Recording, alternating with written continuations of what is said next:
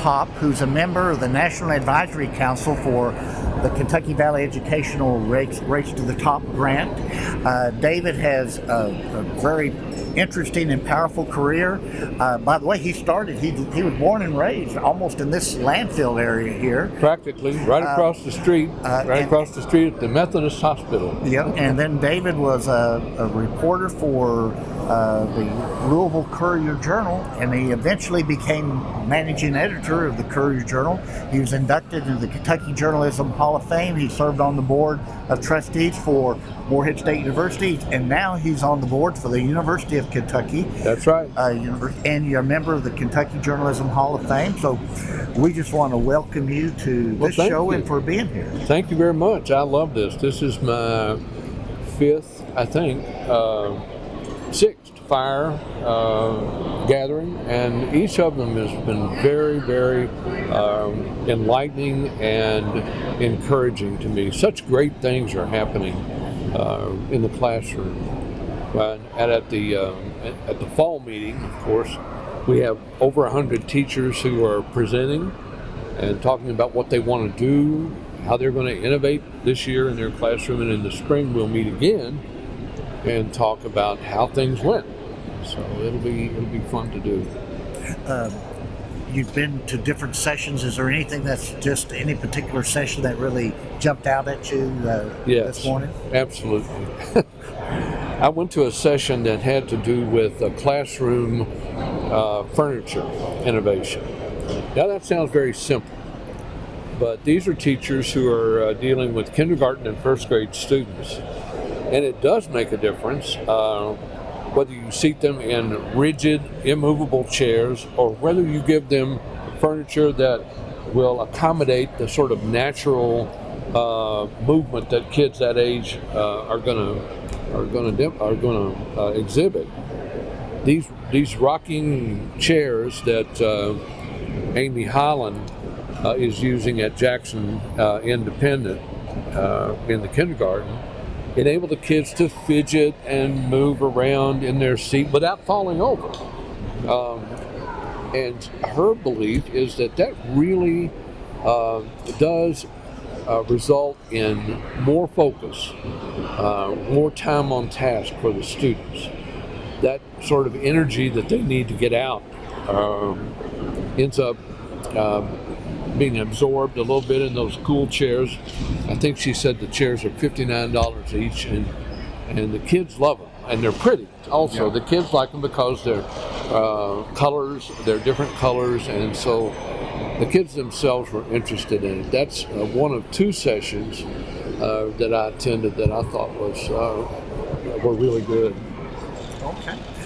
The other one, if you'd like for me to talk about that, well, sure. The other one was the presenter was Valerie Pugh, and she did a presentation on something I had never thought of before, and that is fluorescent lighting.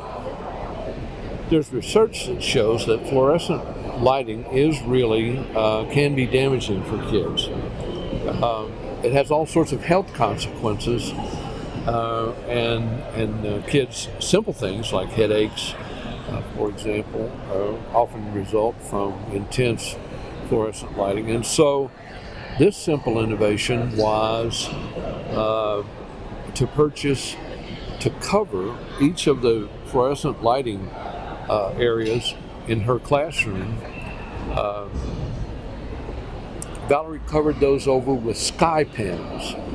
And the children were involved themselves because they got to pick the sky panels. These are panels that cover the fluorescent lighting but let light through. They don't lose much in the way of illumination, much at all, but it softens the impact of that fluorescent lighting. And the children could have chosen sky panels to go with those lights that are balloons. They could have chosen lots of things, but they chose clouds. And the children, it was good for the children because they were involved in the choosing. So they sort of were buying in. And that was true with the rocking chairs that Amy Holland is using in Jackson Independent.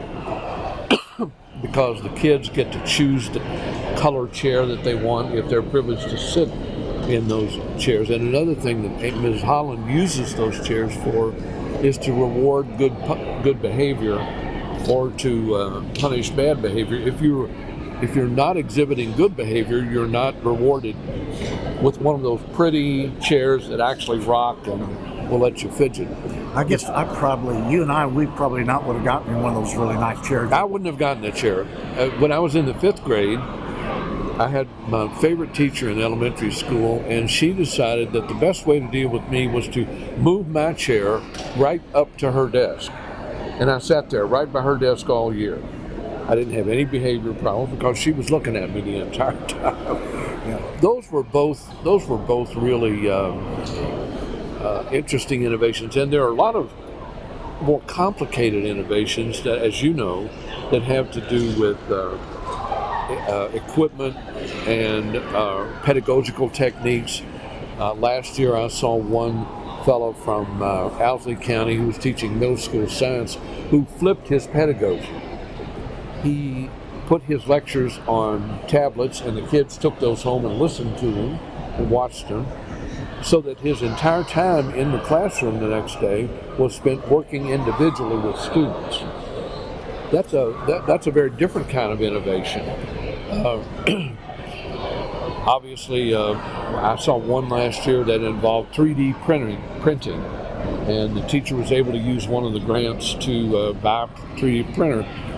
So you have a whole range of innovations, from more complex to relatively simple but still impactful. Yeah. Well, you've written a lot about Eastern Kentucky. You've studied this region. In light of what you're seeing, what's going on in these classrooms, how do you feel about the future economic and community development potential of Eastern Kentucky?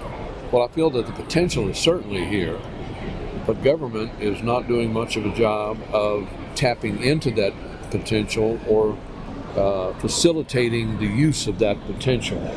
I think government has dropped the ball. Well, to interrupt you there, David, yeah. We know that everybody says education is key to economic development, K-12 education, but it always seems like there's a disconnect between what's going on in K-12 and government understanding, and even economic developers and the business community. I think that's true. I see great innovation in these, how many do we have now? 22 districts involved in the ARI. Terrific innovation, and I see results, and good things are happening, but where is government picking up the ball and saying, okay, we're going to do what we need to do to provide educational opportunities, to provide occupational opportunities for these great kids who are being educated in such an effective way. I don't see government doing that. And another thing that I see that's sort of an irony and in some ways a tragedy, at the University of Kentucky, where I sit on the board of trustees, one of the things I've learned there, and at Moorhead, but I've really learned it at UK, is Eastern Kentucky kids are not lagging, they're doing better. When they get to the university in Lexington, they're doing better than the average students. Well, what do we do with those students? What do they do with their excellent K through 12 education and then their success at UK? Where do they take that? They take that to Lexington or Cincinnati or Dayton or Louisville. It reminds me of the exodus that you and I both know occurred between the end of World War II and 1960, in which people like my parents had to leave the region in order to find work. My dad had to leave Pikeville and take us to Louisville to find work. Well, now there are not enough occupational opportunities for these terrific kids who are being educated in such an effective way, both at this level and at the university level. And that's tragic, because, as has been true for so long, we're losing the intellectual capital. So much of the intellectual capital. There's a lot of great people and a lot of capital that's left, but we're losing too much from the region. Related to that, we've talked about economic development, but what about community development? What about, as you've seen these young kids in the Student Senate, their presentations, these students are prepared to be leaders today and could probably do a lot better than some of us older folks have been in leadership positions. So what do we need to do to make sure that this young talent stays in the mountain and becomes our future leaders and leaders today? One of the things that I thought about today as I was watching the Pike County presentation by a student senate member, I was listening to a presentation by Austin Dillon and Price Atkinson, two really cool looking, articulate young men who were describing the sorts of things that student government is involved in at Pike. And they're terrific things, including really aggressive service programs, reaching out to special needs students, including preparing for the Special Olympics in the spring. And as I was watching these young men, I thought to myself, they're already leaders. They're not just preparing to be leaders, they're already leaders. One's a junior and one is a senior, and they're able to get up, describe what their goal is, describe how they're going to get there, and they do it with enthusiasm and optimism. They're ready to be leaders already. Yep. And I don't know what we do. I mean, they need to stay here. Yeah, they do. And so somehow, whether it's chambers of commerce, whether it's the civic organizations or new entities need to be created so that these young people can be a part of intergenerational leadership opportunities. I totally agree with that, but I don't know how we get there. I've taught a course called Appalachia Studying Failed Approaches at Harvard and at the University of Kentucky and at the University of Louisville. And at the end of that course, my students are always asking me, okay, David, you've now talked about all the things that didn't provide a really effective solution. The company towns were not an effective solution. The missionary types who came in and the schools that they founded, that was, of course, helpful, but it wasn't a permanent solution. The programs that have provided palliatives for people who are hungry or who need medicine, all the government programs, they've been necessary, but they haven't solved the problem. The anti-poverty programs, in my view, were taken over by politicians rather than the people themselves, rather than having OEO programs come up from the bottom. They didn't work, in my view. And the area development districts, in my view, are so narrowly focused on economic development that they don't provide a broader. So we've had all these, and the labor, I didn't talk about the labor alternative. There was a time when the UMW, for example, in this region did great things, built hospitals, had social programs. Yeah, the ARH system was built by them. Absolutely. But because of the collapse of the coal industry, as we knew it at the end of World War II, the union was not able to sustain that social and health program.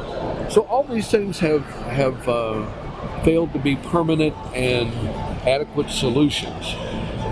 So my students ask me, well, what's the answer? Unfortunately, I don't have the answer. I'm pretty good on what didn't work, but I'm not so good on what will work. But before we go forward, if we know what didn't work, why it didn't work, and like right now, there's this opportunity, there's a window of opportunity in Eastern Kentucky. A lot of money has been coming in. More money will come in because of the decline of the coal industry. But we have a window. We need to spend that money wisely and have some good sustainable strategies. You're spot on. It's not possible for government, either at the state or federal level, to simply let the collapse of Central Appalachian coal go unaddressed. That won't happen. As you say, there will be efforts to deal with that, and there will be resources that enter the region. The key is trying to use those resources in a really effective way that produce real results. And I wish I was smart enough to know what those really effective resources are. Well, hey, David, I want to thank you for being on our program, and Absolutely. Thank you for your service. Thank you very much, Ron. Good to be with you.